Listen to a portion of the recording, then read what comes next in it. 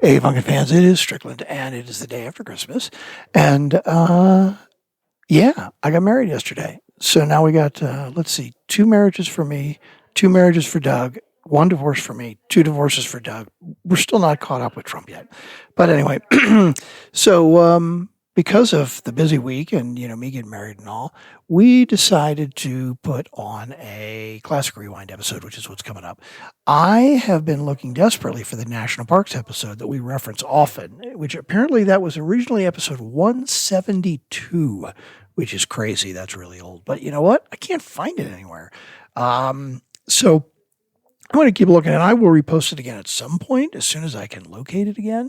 But for now, I found episode, I believe it is 1101.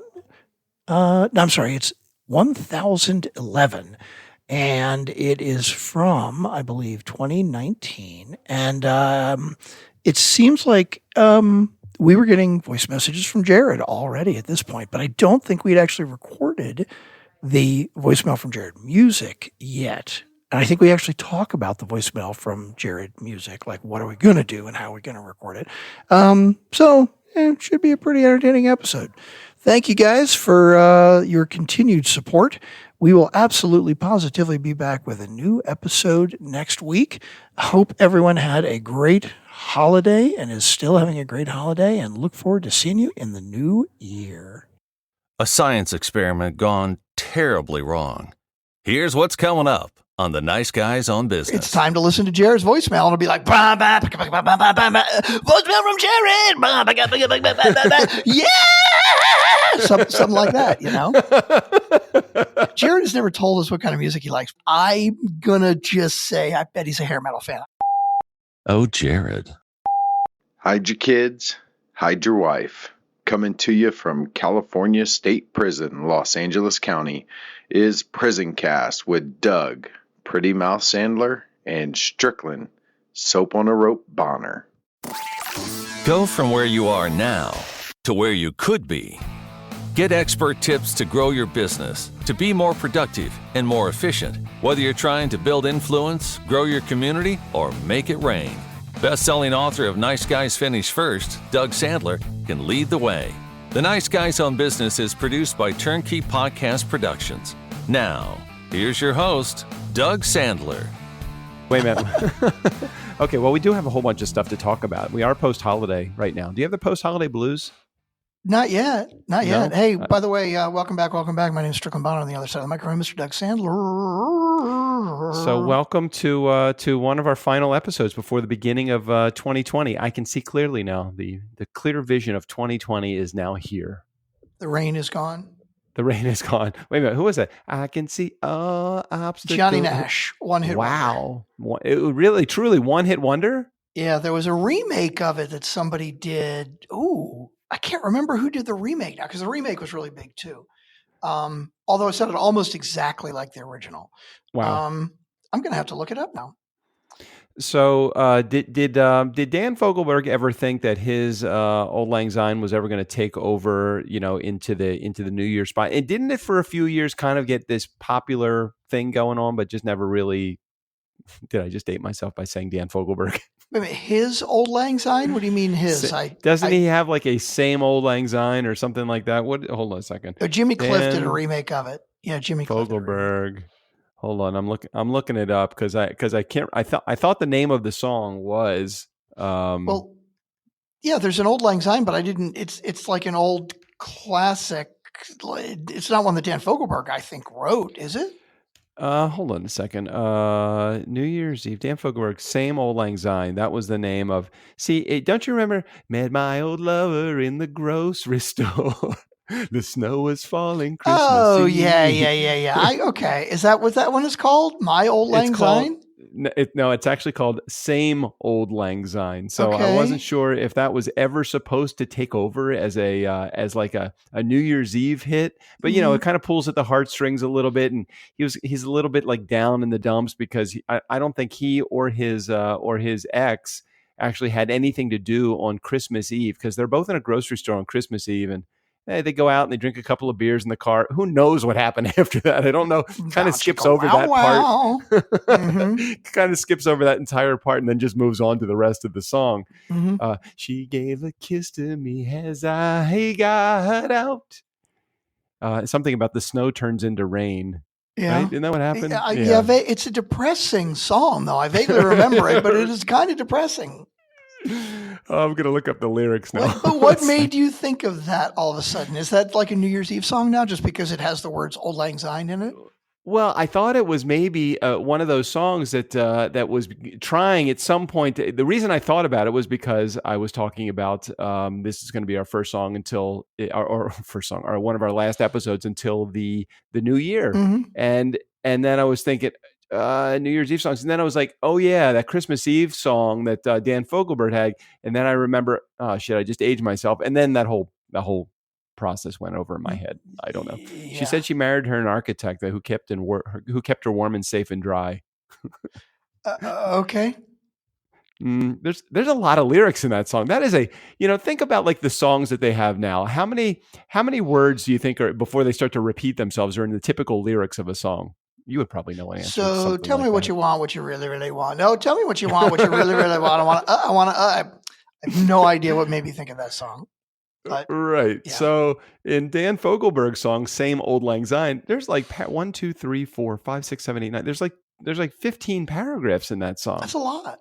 Yeah. That is a lot. Yeah. That's a lot. He must have put a lot of thought into that song.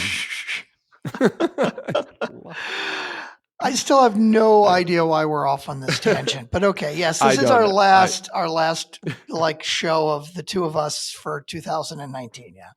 Yeah. Is that true? It's the last episode for you and me for 2019. Yeah. Let's see. What's the date? What is the air date? Oh, you're right, because the air date of this 27th. Is like yeah. Mm-hmm. Wow.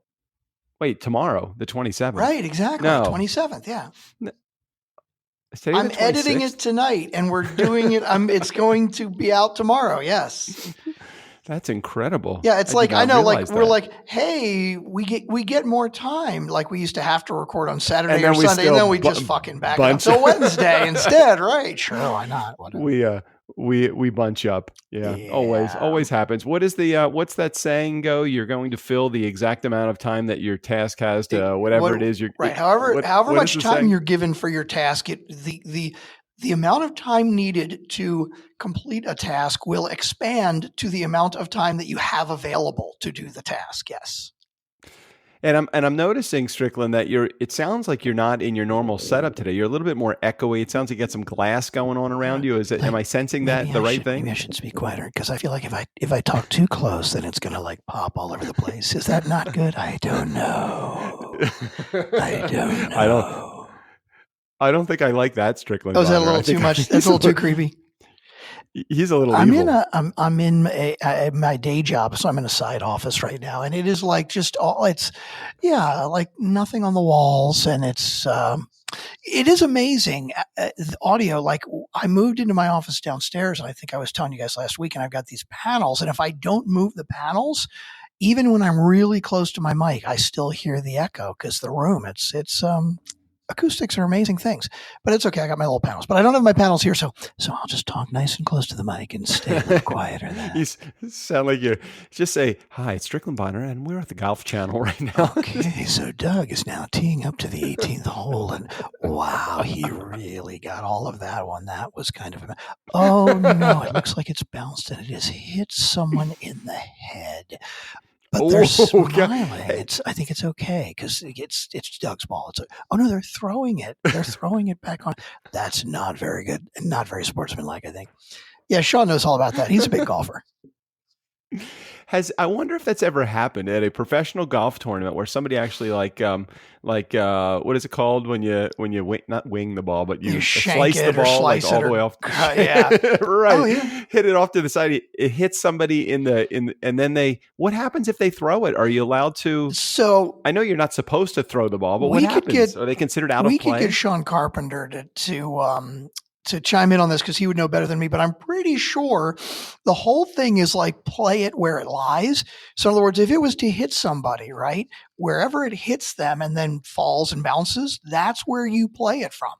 Like they'll just get out of the way. Like if they're onlookers and they're on the side, and like they will do their best to get out of the way. And if it falls like not in the rough, but like out of bounds. Oh, well, there is an out of bounds rule too, but I don't know what that is. Like if it falls out of bounds, you take a 1-stroke penalty and bring it to the edge of the inbounds. But Sean knows better. I don't know. Even worse, I'm looking at, I tried to Google it, and then another article came up. Coroner, fan struck in head by foul ball during Dodgers game, died of a blunt force injury. I heard that. Well, that was a year or 2 or 3 ago, right? When was it? That was in February, so it's about a year ago. The California woman died in August as a result of being hit in the head by a batted ball at Dodger Stadium. Yeah, that's crazy shit. God, that's not good. How much does that cost? Yeah, right. Whew, not good. She was celebrating her recent 79th birthday and 59th wedding anniversary with her husband. Wow, that is not good. Talk about a celebration coming to a screeching halt. No doubt. Can we talk about happier topics? Oh, sure, absolutely. Well, we do have a voicemail in there. I believe it is from Jared, and we got some. Yeah, I want to talk maybe this episode about the upcoming year goals and maybe where we have been over. I know we didn't really prepare for this. Well, we got some topics. The stuff that we've actually been. I don't know if these are old topics. Oh my God, they're so old. I haven't put anything in there. No, you haven't looked either because some of them are my topics. I have Discount Tires Experience, Funkin' Fans Meetup, and Bucky Hate 100-Day Challenge. Oh, okay. Well, we can talk about all of those, but I really would like, since this is the final episode, or maybe the first episode we probably should do in 2020, is to talk about goals for the upcoming year, not only for us, but for our team as well, because of a topic that you just mentioned, which is our turnkey team meetup. Absolutely. Do we want to just get into the voicemail now before we forget?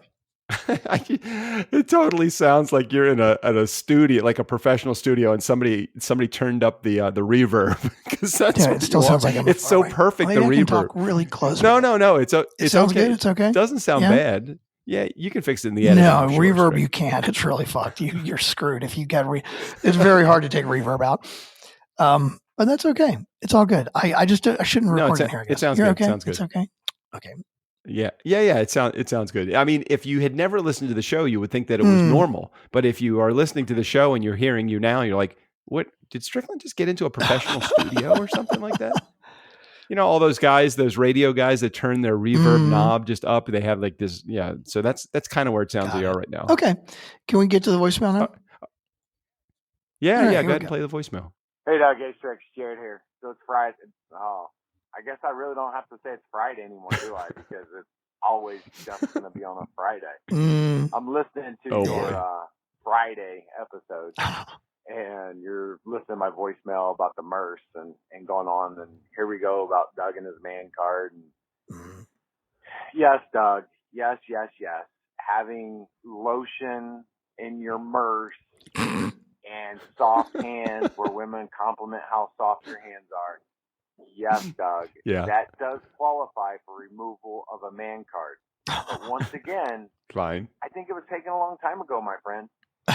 No offense, but the people listening to your show that are men would probably agree with me. I can't speak for everyone, but I will speak loud enough that everybody will hear it, my friend. Just saying, but we still love you. Great show. I can't wait for the rest of it. I'm only a few minutes in. I don't know, 20 minutes in. This was actually an hour long, and you guys thought you couldn't, give us 2 half hours, but you're giving us an hour. Hey, I'll take it, man. Yeah, love you guys. Right. You know what we should do? I don't know how long we requested that people call in, leave a message, call 4242 DG Doug, leave a message, anything you like. We won't even listen ahead of time. You can just talk about your company. We won't give a shit. And who calls in every week? Jared, which we love him. We love Jared. Yeah. I don't want Jared to stop calling in. We maybe need to create like segment music for Jared. Not for call-ins, right? Not like, hey, who's calling today? Who's calling? No, fucking specifically for Jared. All right. Just Jared music. I like this, but I see adding extra time onto the onto your editing stuff.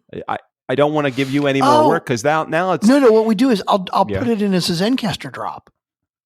So like before, instead of doing it in the edit later, I'll be like, hey, it's time to listen to Jared's voicemail. And it'll be like, bah, bah, bah, bah, bah, bah, bah, bah, voicemail from Jared. Bah, bah, bah, bah, bah, bah, bah, bah, yeah.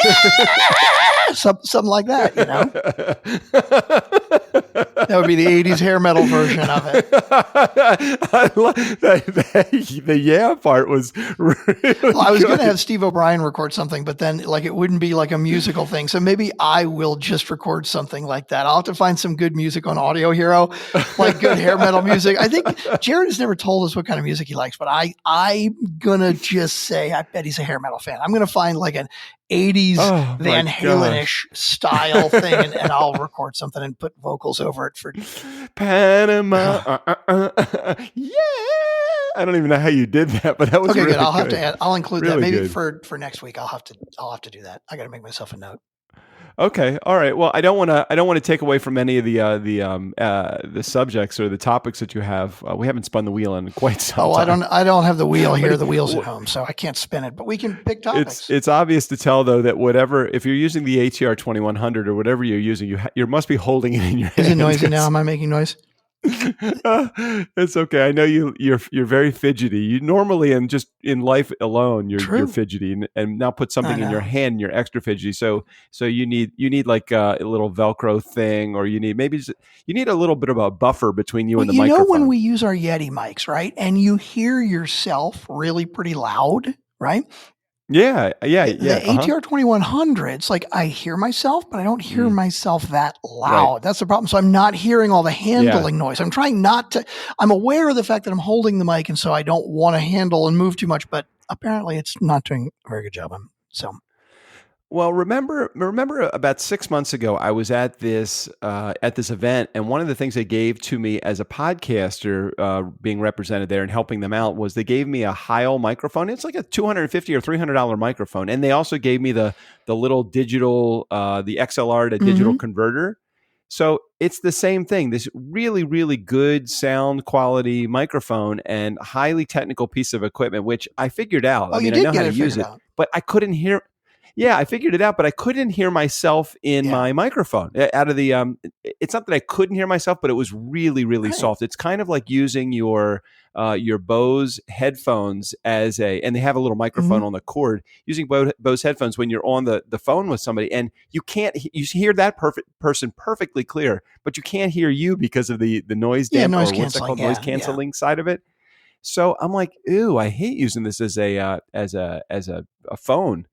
And that microphone, the Heil, it's the same thing. I can't stand using it, although it's a really high quality mic. I can't stand using it because I can't. I'm still curious what the sound quality is, how it's different from the Yeti. I'd be very curious to do an A/B test of that at some point. But it's not that big a deal. Right. All right, well, let's go on to some of the topics I am very curious about. We did tease last week about your discount tire story, and then I'm really curious about the Bucky Hayes thing. When you bought tires before for your car, right? Oh yeah, many what times. Do you do when you buy tires? Do you just like go into wherever and just say, "Give me tires"? Well, I do a little bit of shopping ahead of time, so I know what kind of price I'm going to be walking into. Now, keep in mind, I've had my Highlander now for 10 years. So I kind of know that it's going to be about $130 to $150 a tire to go in there. But I still shop the sales and see what's going on. But my place to go is I really like to go to Costco because it's like they don't try to sell you anything, and that's the part about going into a tire place I hate is they always try to upsell you, then they try to sell you on the hazard warranty thing, and then they try to sell you on extra balancing and not balancing but alignment, and so by the time you get out of there, that $130 tire costs you about $200. So you take a $520 sale and you turn it into an $800 to $1,000 sale, and that's not cool. So anyway, that's traditionally my experience so far. So how about you? It's funny because I totally agree, right? I've got a Costco membership, and one time I had to replace one tire for my Ford Focus, and I was getting ready to sell it, and I just wanted the absolute cheapest one I could find because I was literally getting ready to sell it a month later, right?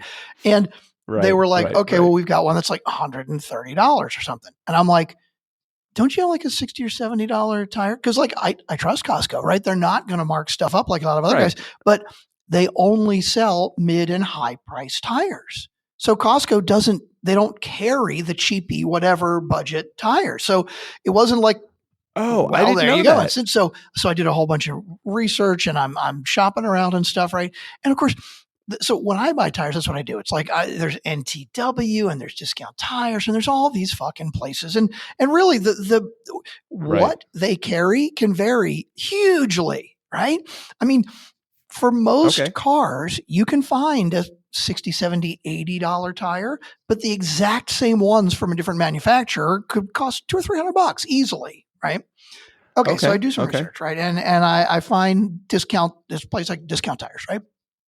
And I'm like, what time can I make an appointment? They're like, no, just show up. I'm like, okay, what time do you open? 8:00, right?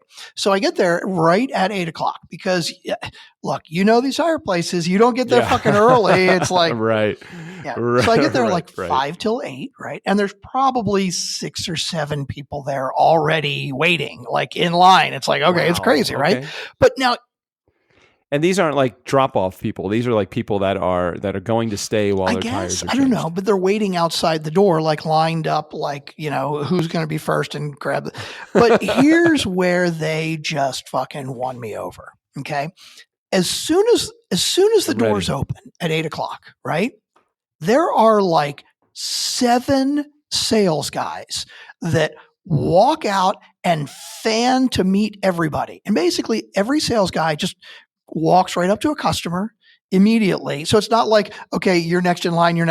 Yeah. They fucking walk out to meet us. And like the guy comes up and he's like, hey man, my name's Corey and I'm going to be helping you out today. What can we do for you? And again, I'm assuming everybody else got the same experience, but that was the first thing that was great. Right. So hold on. Can I ask questions as you go along, or should I listen to the story either way? So my question is, are some of these the techs that are actually going to put the tires on, or do you feel like these are all front, like you can't staff like that the entire day? Cause that would be a waste of labor. That's a damn good question. I honestly don't know. I should have checked that. Okay, I'm not sure. That's fine. Because they had like 8 bays, right? Well, did you check under their fingernails? Do that, you'd immediately know whether this is a tech or if this is a sales guy. But normally, like if I go into a store, the tech guys know pretty much as the front. They might even know more, and I feel like they give you more honest information. Although it's probably a false illusion, which is probably why they actually have makeup. It's dirty nail polish. It looks like right under the nails. Let me see your nails, Terry. Okay. Okay. Now you can continue. I trust you now. Yes. Right. Exactly. But yeah, it was really interesting. So like and the guy was, again, he was just really nice. Like, hey, what's going on? What can we do for you today? And I said, hey, I got my Toyota. I called in and you told me you've got this like cheapy, whatever, $70 tire, Oh, wait, are we talking Ford or Toyota? Where are we going? This is my Toyota Sienna, the minivan. Oh, wait a minute. Sorry. I originally thought you were talking about your Ford. Because this just happened like a couple weeks ago, right? Okay. Toyota minivan. And I was like, yeah, we called in earlier and, I don't know how much longer we're going to have the car. So I just want the budget tires. I called earlier. You guys said you have them. Oh, okay, cool. He walks over, he takes a look and, really helpful. And again, not pushing, not trying to sell stuff. And I can't remember some of the other stuff he did, but it was all just really friendly, nice, personable.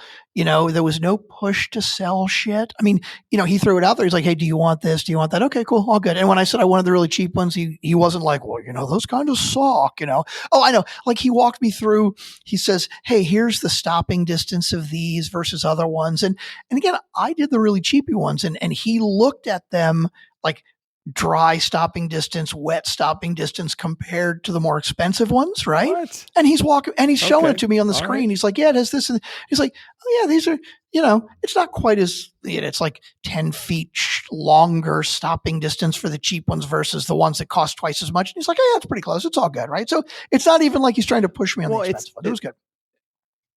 It's kind of like going into CarMax and into. Have you ever been into Warby Parker? I love Warby Parker. I think you have because you have Warby Parker glasses, don't you? It's kind of like going into those two places where you go in. They basically give you the facts and they let you decide. It's like when you go into CarMax, it's like I know that you are probably going to pay a little bit more for the car because they have this no negotiation perspective or standpoint, or that's their philosophy, and that's great. And I appreciate the fact that they have that.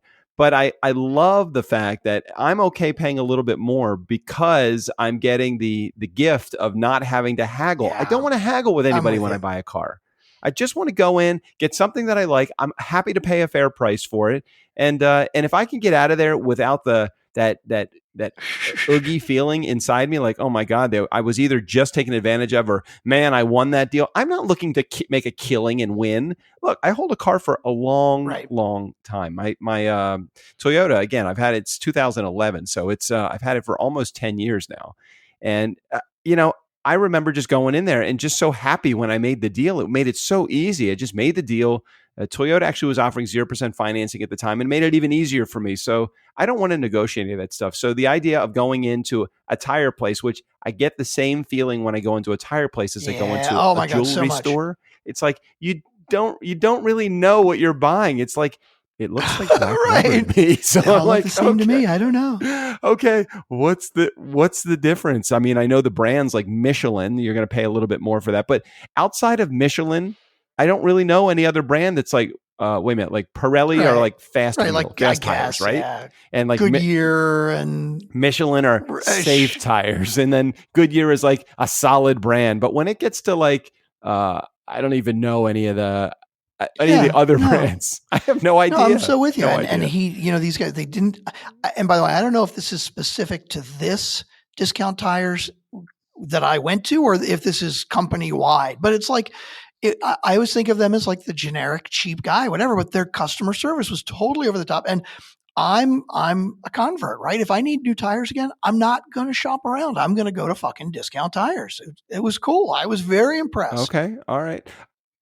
I love that you were impressed, but I love the fact that you were impressed right out of the gate. I mean, it sounds like at 8 o'clock, by 8:01, you were impressed already, and they would have had to have done a real huge turnaround in order for you not to be happy with whatever was going to happen at the. Like, I think that would have made you be comfortable actually spending a little bit more money because of the level of service. Totally. And then the other thing they did was we had like wheel locks. The guy asked if we had wheel locks, and I'm like, no, we got rid of those ages ago. And he looked at the tires and he's like, oh, you do have one wheel lock on here. And I'm like, oh crap. Could you guys get me another bolt to replace it? Because nobody's going to steal fucking 10-year-old minivan tires, right? And so he's like, straight there big on the black market right now. He's 10-year-old. Hey, as soon as you went over 10 years, like, damn, you just hit the popularity thing there with those minivan right? It's a wheels. classic now. So, right. And I was like, yeah, tack on whatever. And it's like, no, they just threw them in. Right. And apparently there were 3 other bolts that we had on different wheels that were the wrong ones or something weird. So like basically they just threw them in. It's like, whatever. I'm like, cool. Love that. Hey, I don't want you to be fearful of this, Mr. Bonner, but your wheels are within about 3 miles of falling off. How many miles have you been driving this? Oh, about 150,000. I'm like, shit. Yeah. Anyway, so that was really it. That's a good experience. With what I would consider a generic product, right? This is not a product that I would think to myself, oh my God, I coffee. Oh, I have to go to Starbucks, right? Or, whatever. It's like, couldn't be more generic, but they have won me over as a client now with that service. Okay. Well, you'll see what the next experience has in store for you. If the next experience equals the first experience, then you know that they have a system in place to maybe do that. I don't know. All right, tell me about the Bucky Hate 100-Day Challenge. Now you've got my curiosity. So for those of you who don't know, there's a podcast called 8 Minutes of Motivational Hate with Bucky Hate, which is one that we produce, and a very interesting show. All the episodes are about 8 to 9 minutes long, so it's a short form. So it's a great one if you don't have a whole lot of time. But his one today actually just came out today. You lost me. Wait, you lost me there for a minute. I don't know if I'm sure you probably still have it in your recording, but you blanked out there. You're back though. I hope it's I'm sure my local.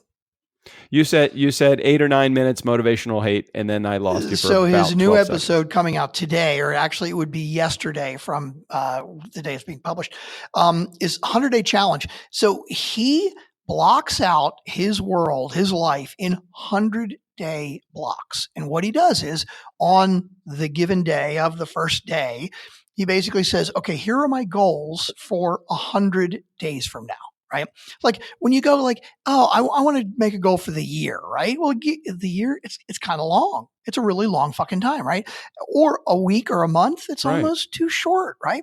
So he creates goals for himself for 100 days, and he lives his life in 100-day blocks. So at the end of he sets his goals up and he looks at them, every week to say, hey, where am I going towards my 100-day goal? And he wants to get there. And at the end, he says, okay, what did I accomplish? What didn't I accomplish? The things that I didn't accomplish, okay, why didn't I accomplish it? Is it because the goal was too far, too big? Or was it because I really didn't apply myself? Or was it because maybe it wasn't a good goal at all in the first place? And then he starts all over again. And I thought that's pretty fucking smart. And maybe we should think about doing that. That is. Well, that is a pretty interesting way to set goals. I really never thought I'm not really good with and maybe this is a self-fulfilling prophecy when I say I'm not really good at podcast. I mean, I'm not really good at podcasting. That I'm not good at either. I'm not really good at setting goals. But I really do have a hard time because I feel like it puts me in a pressure-packed position to try to reach those goals. Now, I'm not saying that that's a bad thing, but I like to enjoy what's going on. Life is not a destination; it's a journey. Don't you really like enjoying the journey? It's kind of the same thing. I've talked to JJ about this many times about hiring a coach or getting somebody in position to kind of to help motivate you or inspire you to get to the next level. And it's like, I know I'm going to get there, and I feel like I'm not looking until I'm ready for accountability. I don't want accountability. Yeah, until I'm actually ready to sign up for it. And the couple things about coaching or goal setting that have a challenge for me, especially when it comes to coaching, is that number one, somebody's kind of there to like check up on you. But the second thing is you're paying money to have somebody check up on you. So it's almost like it's a double-edged sword for me. So I don't like to spend the money, and I don't want to be held accountable. I want to hold myself accountable for stuff. Well, I agree. It's about the journey. I agree, and I want to have fun on my journey, but I like to have fun with more money in my pocket too. So, that's we need there needs to be a balance. I think it's a good balance, and we do have we have some additional expenses that we've taken on in Turnkey that are for next year. Some investments that we've made that mean we've got to bring some more cash in. I mean, I was just thinking about that the other day. The commitment that we've made to this, it's pretty significant, actually. I know. It's pretty significant. I totally agree with you. Look, I did it. I'm going to say this. I'm going to blame it all on you. I did it because I said to you, here's the reasons why I don't think we should do it, and you were like, yeah, I agree with you. And then we get on the phone with them and you completely change your mind. I'm like, oh, I guess Strickland's on the other side of this now. Like, yeah, I know. We have to have things like diversification in areas that we can shelter our money from, not in an illegal way, but shelter it legally from tax liability. But it's like, dude, I'm just trying to pay my bills right now. It's like, can we get past the bill paying stage and the saving stage? I'm in a different part of my life than maybe you are, or maybe I'm not. Maybe we're in the same exact position, but it's like, you own a house and I have owned houses in the past and I want to own a house again. And I'm like, now we just put this investment strategy in place where I'm like, geez, now this really does this has to take a priority even over that, because this is a commitment that we made to do it, or we lose it. And I don't want to lose it. I don't know. Let's see what happens with Turnkey sales. Have we written the check for it yet? Have we written the check for you? Yeah, we have. Okay. So I'm curious to see what happens with Turnkey with this year, with sales and with profitability, because I still completely agree with the principle and the idea of it.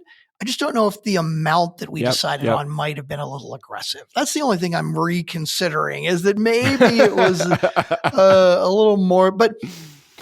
Well, can you talk with our investment strategist and you guys figure it out and let me know? I'm happy to go along. I always say this. I'm happy to go along with anything that you agree. And I did. I really did, because I was thinking, oh, okay, well, now they got a little bit more room here. I don't really have to worry about it. And I'm like, shit, I think I have to worry about this now. I'm going to give him a call. Shit happens. I'm not blaming you at all. I'm not blaming you at all. I just get to the point where I say, okay, is this a good goal? And then I figure, all right, well, you guys know what you're doing too. So I'm just one part of the equation. I'm just the guy that's doing the selling, but I'm not the person that actually is keeping the clients or all that other stuff. You kind of work with this back end systems. And if we don't have a good back end system, then we're not going to keep our clients anyway. So it's like, Oh no, we have to have a good front end when I bring in the clients, and we have to have a great back end where you're actually maintaining and doing what we need to do for the clients, all the stuff. I think we just need to get Matt and Joe in gear, and then we'll be fine. They can help us bring a lot more money, and we'll be okay. I think we just have to have those. Well, I always talk about this all the time about those hidden gifts that podcasting has offered, and one of the biggest ones is the joint venture partnerships and the relationships that we've built. Just like any good business, it really isn't just about bringing in customers in the front door and maintaining and servicing them properly. Yes, that is a critical element, component to having a successful business.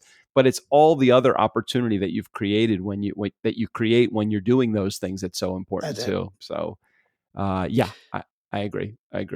All right. Do you want to, any other topics that you want to talk about, or you want to wrap up? I have an appointment with Walmart. Well, we got a Funkin' Fans meetup that we need to bring up just for anybody that will be in the LA area next weekend. We are 1 week away from our turnkey podcast get together. All of our team is getting together in LA, and you guys can come meet us. Any listeners who are in the LA area, or if you want to fly to the LA area, drive to the LA area. Saturday, what's the name of the place? We're going to the Tiki Bar Saturday afternoon. It's called the Purple Orchid. Saturday, the 5th of January at 4 p.m. We'll be there from 4 to 5 at least, maybe 5:30. Who knows? We'll probably record an episode. And if you happen to be in the LA area, this is Los Angeles. It's in El Segundo, right? It's actually in El Segundo. Yeah, I'm going to give you the Purple Orchid El Segundo. I'm going to give you the link for that so you can put it in the show notes. But they are at 221 Richmond Street, El Segundo. I'm just going to put it in the notes. Put it in the notes. Put it in the show notes. I mean, in OneNote. These put it in notes OneNote. Here? Oh, that's incredible. I know, technology. Like it's unbelievable. And by next week, we may be talking about Monday.com also, which would be exciting. That's our new project management software that we're still working on the details. Marjorie is feverishly working with Monday.com to set it up for our turnkey so we can get rid of the spreadsheet, because I know you hate spreadsheets. Will it help us to make our job easier definitely, considerably. I'm in. Count me in. If it makes my job easier, if I have less stuff to do, hold on a second. For some reason I can't walk and chew gum at the same time. So hold on. I'm just going to put. They only have a Facebook page. Okay. We'll just put the address. I don't understand why places can't have like an actual. These are good drink pictures. Good drinks. Drink pictures right in front of. Yeah. Have you ever been into a bar that's got the cooler, almost like the tap that's got Jägermeister, but it's exclusive, like a Jägermeister tap thing? That's what this. That's in the background of this photo. Yeah, here's all the information. It's going to be right on their Facebook page. 15,208 people. Damn, wow, that's a lot. That's pretty cool. 3 p.m. to 2 a.m. Yeah, we won't be there until 2 so they don't even open until 3. So we're going to get there like an hour after they open. So it'll probably be pretty dead. That's good.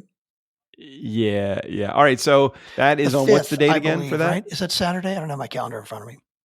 Whatever's. Wait, aren't we doing? Yeah, next is it Saturday? Yeah. Is that Saturday a week. Oh, not tomorrow. A week from tomorrow. Okay. Yeah, that looks like. Hold on a second. I can verify that on my calendar here. That is. Oh shit, God. If things would just work better, online. I just have no idea how things work. I click a button and then I go to all. No, Saturday is the 4th. Okay, this Saturday is the 4th. But isn't your brand new Mac just like doing everything for you? You don't even have to think anymore. Well, I'll tell you something. I did click on speed test, and my upload speed, now that I'm actually hardwired in, is over 300. My download speed, I still don't get it. My download speed is still around 25. But that's weird. I guess that's okay. I'm sorry. My download speed is 300. My upload speed is 25. Anyway, I don't know. But 300 is yeah. So that would be on Saturday, January 4th. Saturday, January 4th. 4 o'clock Pacific time, El Segundo. We would love to see you all there. Anybody that wants to come by. In fact, we'll buy a drink for anybody that comes by. Wow. Okay. We'll buy everybody a drink. Wow, we are really so. And you think we're going to actually record an episode at the Purple Orchid? Yeah, you got your portable recorder, right? Yeah. Yeah. Totally. We totally need to do I that. think there, we did yeah. that last year from Rockin' We Fish did? down in Manhattan Beach. Yeah, it was pretty loud, but yeah, we did do that. Yep. Okay. I'm excited. I'm ready. All right, I hope let's, somebody actually shows up this time. Let's check out of here. Happy New Year, everybody. Enjoy the New Year celebration. Be safe, and come on out to El Segundo on January 4th. We'll see you guys there. Steve O'Brien, go ahead and take us out of here. For the Nice Guys on Business, I'm Steve O'Brien. Thanks for listening. Bartender, Doug here's going to have a Cosmo, and Strickland is going to have a Fireball on the rocks. Not the little glass. Yeah, the big one, the 24-ouncer. Oh, and they'd both like a little umbrella. Just give me the bottle and charge them as much as you can.